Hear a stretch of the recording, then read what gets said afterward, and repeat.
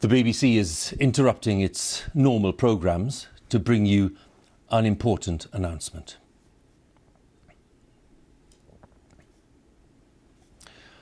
This is BBC News from London. Buckingham Palace has announced the death of Her Majesty Queen Elizabeth II. In a statement, the palace said the Queen died peacefully at Balmoral this afternoon. The King and the Queen Consort will remain at Balmoral this evening and will return to London tomorrow. BBC Television is broadcasting this special programme reporting the death of Her Majesty the Queen.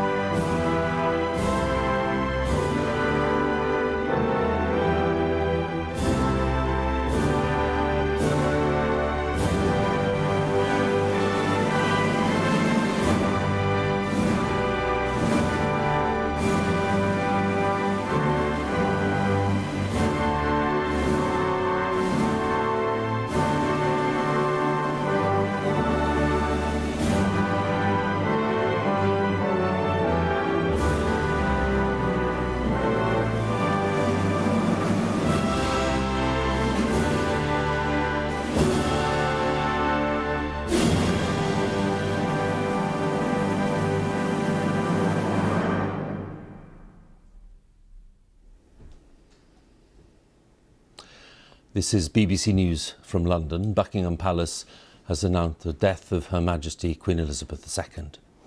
In a statement, the palace said the Queen died peacefully at Balmoral this afternoon. The King and the Queen Consort will remain at Balmoral this evening and will return to London tomorrow. The death of Her Majesty brings to an end the longest reign in British history, spanning 8 decades of immense change. Throughout that time, Her Majesty was the one constant presence in public life, a head of state who personified stability and reassurance. Her life had been dedicated to the service of the people, and her reign was characterised by a steadfast sense of duty.